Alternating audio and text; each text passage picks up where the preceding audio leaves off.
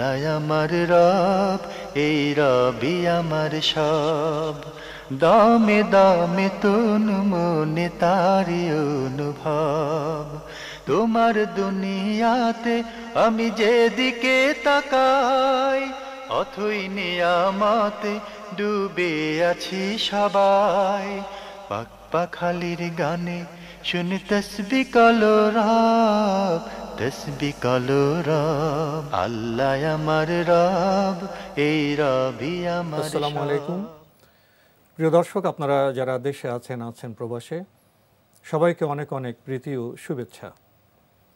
শুরু হলো আপনাদের প্রশ্ন নিয়ে আপনাদের এই প্রিয় অনুষ্ঠান আপনার জিজ্ঞাসা। আপনাদের সাথে আছে আমি জয়নুল আবেদিন আজাদ। আজকেও আপনাদের প্রশ্নের জিজ্ঞাসার জবাব দিচ্ছেন বিশিষ্ট আলেম ডক্টর মোহাম্মদ সাইফুল্লাহ। আসসালামু আলাইকুম ওয়া রাহমাতুল্লাহি ওয়া বারাকাতুহু। প্রিয় দর্শক, চলুন তাহলে জিজ্ঞাসার জগতে। শুরুতে একটি ইমেইল, এটি পাঠিয়েছেন সাইফুর রহমান। লিখেছেন, সূরা ফাতিহা কি কোরআনের অংশ এবং কিরাত? ধন্যবাদ আপনাকে, প্রশ্ন করেছেন সূরা ফাতিহা কোরআনের অংশ কিনা। হ্যাঁ, অবশ্যই কোরআনে কারিমের অংশ। সূরা ফাতিহা এর মাধ্যমে মূলত কোরআনে কারিম শুরু করা হয়েছে, তাই মানে সূরা ফাতিহাকে কোরআনের মধ্যে অন্তর্ভুক্ত করা হয়েছে। আর সমস্ত ওলামায়ে কেরামের ঐক্যমতে মূলত এটি সাব্যস্ত হয়েছে যে কোরআনের মধ্যে যেটি কোরআনের অংশ নয় বা কোরআনের অন্তর্ভুক্ত নয়, সেটাকে কোরআনের মধ্যে কি করা হয়নি, অন্তর্ভুক্ত করা হয়নি। আল্লাহ সুবহানাহু ওয়া তাআলা মানে এই সূরা যে অবতীর্ণ করেছেন সেটা আল্লাহ রাব্বুল আলামিন স্পষ্ট করে দিয়েছেন যে এটি কোরআনের শুধু অংশ নয়, বরং কোরআনের মধ্যে অত্যন্ত গুরুত্বপূর্ণ অংশ। এই জন্য আল্লাহ রাব্বুল আলামিন এর নাম দিয়েছেন আস-সাবআল মাসানি, 7টি আয়াত যেগুলো বারংবার তেলাওয়াত করা হয়ে থাকে, বারবার তেলাওয়াত করা থাকে। আমরা প্রত্যেক ওয়াক্ত সালাতের প্রত্যেকটি রাকাতের মধ্যেই আমরা সূরা ফাতিহা তেলাওয়াত করে থাকি। তাই সূরা ফাতিহাটি অত্যন্ত গুরুত্বপূর্ণ অংশ, শুধুমাত্র কোরআনের অংশ নয়।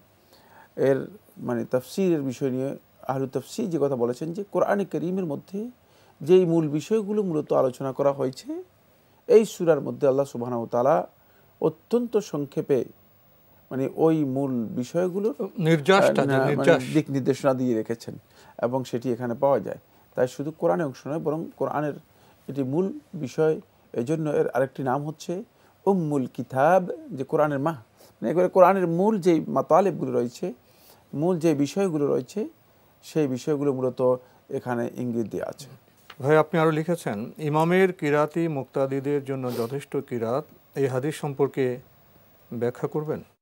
এই হাদিসটি নিয়ে মূলত আলেমদের মধ্যে বিতর্ক রয়েছে। ইমাম দারকুতনি রাহমাতুল্লাহ তার সুনানের মধ্যে বর্ণনা করেছেন, আরও অনেকেই হাদিসটি তাখরিজ করেছেন। মান কানা লাহু ইমামুন ফাকিরাতুল ইমামি কিরাতুন লাহ, এই যে হাদিসটি উল্লেখ করা হয়েছে এটি সনদের দিক থেকে দুর্বল, গ্রহণযোগ্য নয়, বিতর্কিত। বাকি এতটুকু রয়েছে, সেটা হলো এই, যদি মানে এটাকে মানে ধরা হয়ে থাকে যে এই হাদিসটাকে সহিহ হিসেবে ধরা হয়ে থাকে, মানে হাদিসটি গ্রহণযোগ্য বলে বিবেচনা করা হয়, তাহলে এখানে হাদিসের মধ্যে স্পষ্ট ফাকিরাতুল ইমামি কিরাতুল লাহু, মানে ইমামের কেরাতটুকু মুক্তাদির কেরাত হিসেবে বিবেচিত হবে, এটা বোঝানো হচ্ছে এই হাদিসের মধ্যে। সেটি শুধুমাত্র কেরাতের ক্ষেত্রে বলা হচ্ছে, সূরা ফাতিহার ক্ষেত্রে নয়। যেহেতু আল্লাহ সুবহানাহু ওয়া তাআলা কেরাত থেকে সূরা ফাতিহাকে কি করেছেন, আল্লাহ রাব্বুল আলামিন ইস্তিসনা করেছেন। কেরাতের কথা যখন কমন নির্দেশ দেওয়া হয়েছে, আবার সূরা ফাতিহাকে বিশেষভাবে পড়ার জন্য নির্দেশ দেওয়া হয়েছে।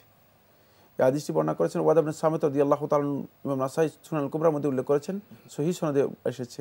রাসূলুল্লাহ সাল্লাল্লাহু আলাইহি ওয়াসাল্লাম বলেছেন, ওয়ালা তাফআলু ইল্লা বিফাতিহাতিল কিতাব, তোমরা সূরা ফাতিহা ছাড়া আর কিছু পড়বে না। এটা খাস করা হলো, একেবারে নির্দিষ্ট করে দেওয়া হয়েছে, নির্দিষ্ট করা হয়েছে। হ্যাঁ, এবং এই যে মানে খাস করা হয়েছে বা বিশেষভাবে বিধান দেওয়া হয়েছে, এটি যেহেতু সূরা ফাতিহার গুরুত্বের কারণে, যেহেতু সূরা ফাতিহা ছাড়া মূলত সালাতেই হবে না। রাসূলুল্লাহ সাল্লাল্লাহু আলাইহি ওয়াসাল্লাম আগেই বলে দিয়েছেন, লা সালাতা লিমান লাম ইয়াকরা বিফাতিহাতিল কিতাব, যে সূরা ফাতিহা পড়লো না তার মূলত নামাজই হলো না। সুতরাং তাহলে আমরা জিনিসটা কিভাবে বুঝতে পারি যে ইমামের কেরাত অন্য কেরাত মুক্তাদিদের জন্য যথেষ্ট হলেও, যেহেতু সূরা ফাতিহা সম্পর্কে খাস কথা বলা হয়েছে, নির্দিষ্ট করা হয়েছে, এটা পড়তে হবে, না পড়লে নামাজ হবে না, তাহলে এটা হলো ব্যতিক্রম। এখানে এটা ব্যতিক্রম, এটা পড়তে হবে আমাদের। এটাকে বলা থাকে দলিল খুসুস, মানে বিশেষ দলিল এর জন্য রয়েছে, বিশেষ ব্যবস্থা। এটাকে নির্দিষ্ট করার জন্য বিশেষ দলিল পাওয়া গিয়েছে, ফলে বিশেষ দলিলের মাধ্যমে এটাকে নির্দিষ্ট করা হয়েছে। প্রিয় দর্শক, আমরা একটা গুরুত্বপূর্ণ বিষয়ে অবগত হলাম। ভাই সাইফুর রহমান, আপনি সবশেষে লিখেছেন ফজরের ফরজ নামাজে মুক্তাদি ইমামের সাথে এক রাকাত পেল, এক্ষেত্রে মুক্তাদি যখন দাঁড়াবে তখন রাফি আদায় করতে হবে কি? হ্যাঁ, রফি আদান করবেন।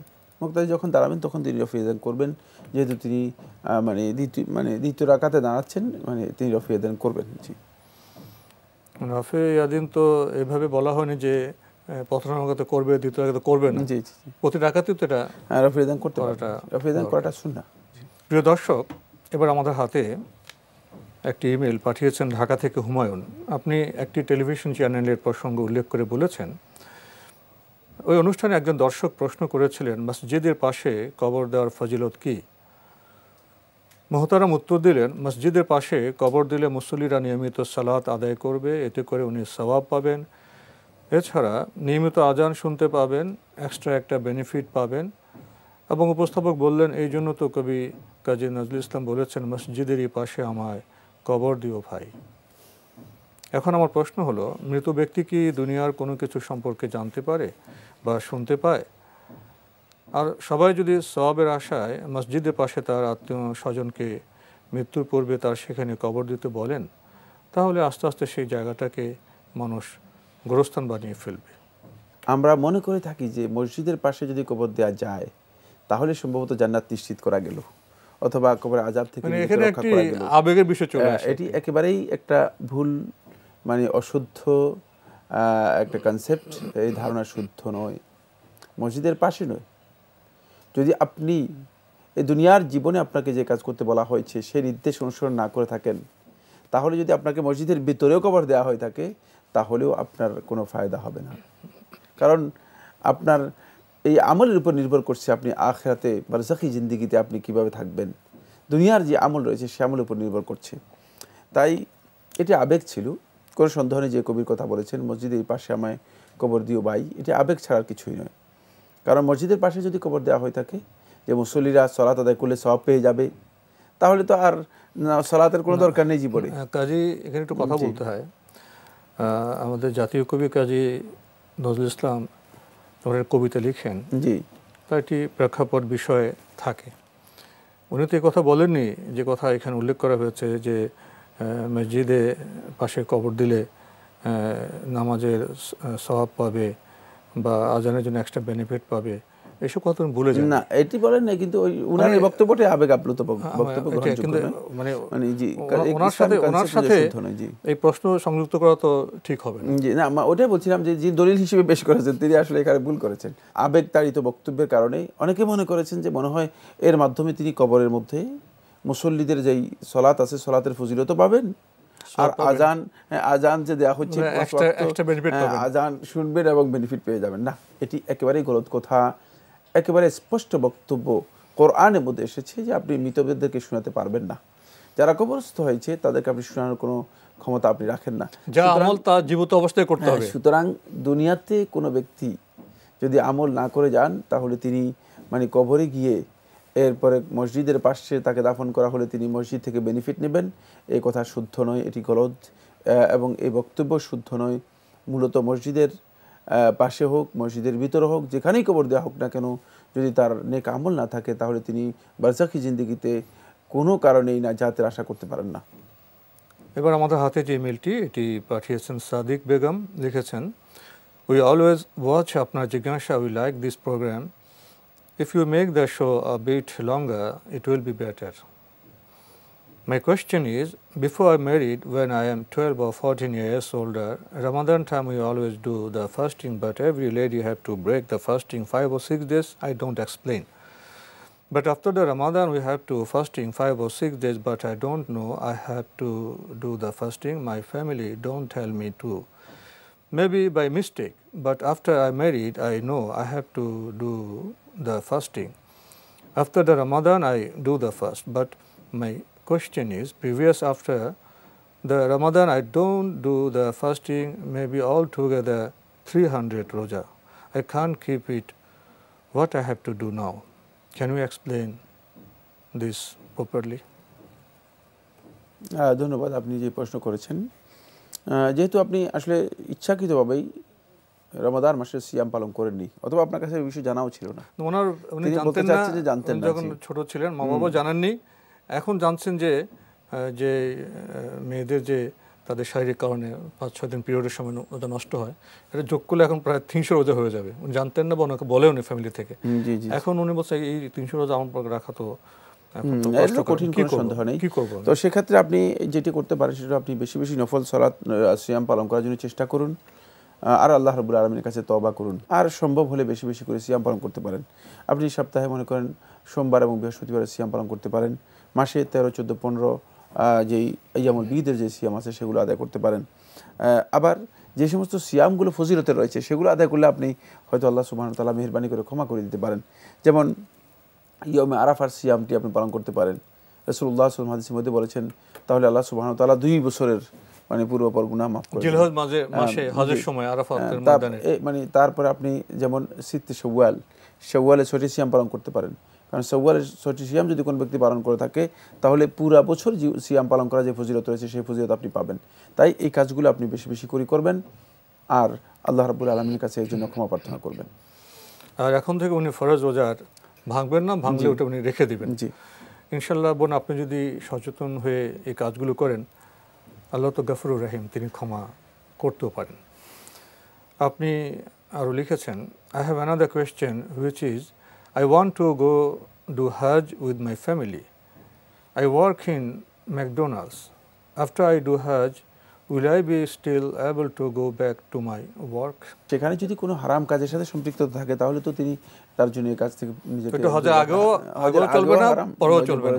জি, কিন্তু হজের পরে এই প্রশ্ন কেন এসেছে সেটা আমার কাছে খুব বেশি স্পষ্ট হয়নি। তবে আপনার জন্য যদি মানে কোনো হারাম কাজ এর সাথে জড়িত না থাকে এবং আপনি যদি শালীন মার্জিতভাবে পর্দার সাথে যদি আপনার এই ডিউটি করতে পারেন তাহলে আপনি এই ডিউটি করতে আপনার জন্য কোনো নিষেধাজ্ঞা ইসলামের মধ্যে নেই। আমরা বিষয়টি সম্পর্কে জানলাম। প্রিয় দর্শক, এবার আমাদের হাতে যে ইমেলটি, এটি পাঠিয়েছেন বিল্লাল হোসেন পাকন্দিয়া, কিশোরগঞ্জ থেকে। লিখেছেন, আল্লাহ তাআলা আদম আলাইহিস সালামকে বানিয়ে সকল ফেরেশতাদেরকে বললেন আদমকে সিজদা করার জন্য। আজাজিলকে ছাড়া সকল ফেরেশতা সিজদা করলো আদমকে।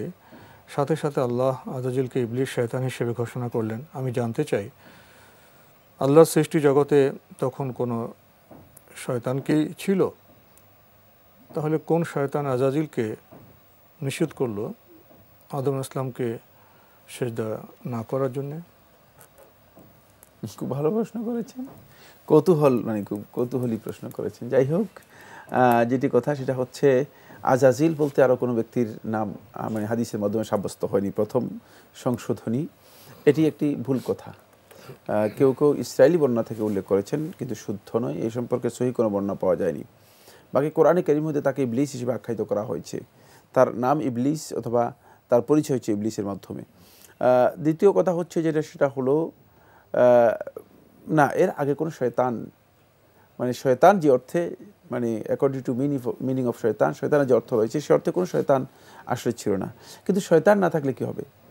মানে ইবলিস যে যুক্তি দিয়েছে সেখানে স্পষ্ট হয়েছে যে ইবলিসের মানে প্রবৃত্তির অনুসরণ এবং প্রবৃত্তির ইগো যেটাকে বলা হচ্ছে, এই ইগোর যেই মানুষের মনে তো শয়তান আছে এক ধরনের, ইগোর যেই মানে কুমন্ত্রণা, মানে ইগোর যেই দাবি, সেই দাবির সে অনুসরণ করতে গিয়েই মূলত পথভ্রষ্ট হয়েছে। অহংকার, যেটা আল্লাহ সুবহানাহু ওয়া তাআলা কোরআনের মধ্যে একেবারে স্পষ্ট করে দিয়েছেন কিভাবে পথভ্রষ্ট। আবা ওয়াস্তাকবার, আল্লাহর বিধানকে অস্বীকার করেছে, ওয়াস্তাকবার এবং ইস্তিকবার করেছে, অহংকার করেছে। শুধু অহংকার করেছে নয়, তারপর আল্লাহ সুবহানাহু ওয়া তাআলা অন্য আয়াতের মধ্যে সূরা আরাফের মধ্যে বলছেন, খালাকতানি মিন নার ওয়া খালাকতাহু মিন তিন, আমাকে তো আগুন থেকে সৃষ্টি করেছেন আর তাকে সৃষ্টি করেছেন মাটি থেকে। এরপরে যুক্তি দিয়েছেন, অহংকারের সাথে আল্লাহ রাব্বুল আলামিনের কাছে যুক্তি দিয়ে আল্লাহর বিধানকে লঙ্ঘন করার চেষ্টা করেছে। এটি হচ্ছে প্রবৃত্তির অনুসরণ। এজন্য শয়তানের চেয়ে জঘন্য হচ্ছে মূলত প্রবৃত্তি মানুষের। যতক্ষণ পর্যন্ত কোনো ব্যক্তি তার প্রবৃত্তিকে নিয়ন্ত্রণ করতে না পারবে ততক্ষণ পর্যন্ত সে কোনো কারণেই মানে এই আশঙ্কা মুক্ত হবে না যে সে পথভ্রষ্ট হবে না। তাই এইটি খুবই জঘন্য। সেক্ষেত্রে মূলত শয়তানের কোনো প্রয়োজন ছিল না, সে প্রবৃত্তির মাধ্যমেই নিজে ধ্বংস হয়েছে এবং যেটি আল্লাহ সুবহানাহু ওয়া তাআলা বলেছেন ফাকানা মিনাল কাফিরিন, আল্লাহর বিধান লঙ্ঘন করার কারণে সে কাফেরদের মধ্যে অন্তর্ভুক্ত হয়েছে। এবারে ইমেলটি পাঠিয়েছেন চাঁদনি, লিখেছেন মানুষ মারা যাওয়ার পর যে গোসল দেওয়া হয় সে গোসল এর গরম পানি কি গ্যাসের চুলায় গরম করা যায়? তো আপনার গরম পানি করবেন কিভাবে? এটা কি দিয়ে গরম করতে হয় গরম পানি? চুলা, যে কোনো ধরনের চুলা আপনি ব্যবহার করতে পারবেন, কোনো অসুবিধা নেই। কাঠের চুলা হোক, গ্যাসের চুলা হোক, অথবা অন্য কোনো চুলা যেমন ইলেকট্রনিক চুলা হোক, যে কোনো চুলা হোক না কেন গরম করার যে কোনো মাধ্যম ব্যবহার করা যায়। করাটাই হলো এখানে উদ্দেশ্য, এখানে চুলা উদ্দেশ্য নয়। চুলা আপনার খুব বেশি গুরুত্ব দেওয়ার বিষয় নয়। জি প্রিয় দর্শক, এবার আমাদের হাতে যে ইমেলটি, এটি পাঠিয়েছেন মোহাম্মদ মাজেদুল হক, লিখেছেন আপনাদের এই অনুষ্ঠানটি আমার খুবই প্রিয়, আমি কিছু বিষয়ে জানতে চাই। এক, আমরা অনেকে আমাদের মৃত মুরব্বীদের উদ্দেশ্যে দোয়া করার জন্য মসজিদ মাদ্রাসায় খাওয়ানোর ব্যবস্থা করি এবং তাদের জন্য আল্লাহর কাছে দোয়া করা হয়, এই বিষয়টি কি জায়েজ? মসজিদ এবং মাদ্রাসা আপনি যদি মৃত আত্মীয় স্বজনদের জন্য খাবারের আয়োজন করে থাকেন এবং তাদেরকে বলেন যে আমার আত্মীয় মারা গিয়েছে, দোয়া করবেন, এটি নাজায়েজ বা গর্হিত কাজ নয়। তবে একথা ধারণা করার কোনো সুযোগ যে মসজিদ এবং মাদ্রাসায় খাওয়াইলেই এটি ইবাদত হবে না। আপনি যে কোথাও খাওয়াতে পারেন, সেটা আপনার বাড়িতেও খাওয়াতে পারেন, বাসায়ও হতে পারে, অন্যত্রও হতে পারে, এটি ব্যবস্থাপনা বিষয়, যেখানে আপনার সুবিধা হয়। তবে এই কাজটি গর্হিত নয়, এটা করা যেতে পারে এবং এর মাধ্যমে মৃত ব্যক্তির জন্য দোয়াও চাওয়া যেতে পারে, এটি জায়েজ। তো আজকে আমাদের এখানে শেষ করতে হচ্ছে, আপনাকে অনেক ধন্যবাদ। আপনাকে অশেষ ধন্যবাদ। প্রিয় দর্শক, শেষের যে প্রশ্নটি ছিল, আমরা আমাদের যে মৃত মুরব্বী তাদের কথা ভাবছি, চিন্তা করছি, তাদের কল্যাণের জন্য, মাগফিরাতের জন্য দোয়ার চিন্তা করছি, কিন্তু আমরা যারা জীবিত আমাদেরও তো একদিন ওই পথে যেতে হবে। আমাদের জন্য আমরা কি আয়োজন করছি, কি চিন্তা করছি, নিজেদের নিয়ে বোধহয় আমাদের আরও ভাবা দরকার। নিজেদের এবং আমাদের অধীনে যে পরিবারের সদস্যরা আছেন তারা কোন পথে চলছে, এই দায়িত্ব সম্পর্কে সচেতন হলে আমাদের ঘর সুন্দর হবে, ইনশাল্লাহ সমাজও সুন্দর হয়ে উঠবে। চিঠি লিখুন, প্রশ্ন পাঠান আমাদের ঠিকানায়। পরিচালক আপনার জিজ্ঞাসা, এনটিভি, বিএসসি ভবন, 7ম তলা, 102 কাজী নজরুল ইসলাম এভিনিউ, কারওয়ান বাজার, ঢাকা 1215। আপনারা ইমেলও করতে পারেন। আমাদের ইমেল অ্যাড্রেস আপনার জিজ্ঞাসা @ntvbd.com। প্রিয় দর্শক, আপনারা আমাদের অনুষ্ঠানটি এনটিভি অনলাইনেও দেখতে পারবেন, ভিজিট করুন www.ntvbd.com। প্রিয় দর্শক, আপনারা সবাই নিরাপদে থাকুন শান্তিতে। আসসালামু আলাইকুম। আমার রব, এই রবি আমার সব, দামে দামে তুন মনে তারি অনুভব। তোমার দুনিয়াতে আমি যেদিকে তাকাই, অথই নিয়ামতে ডুবে আছি সবাই। পাক পাখালির গানে শুনি তসবিহ কলরা।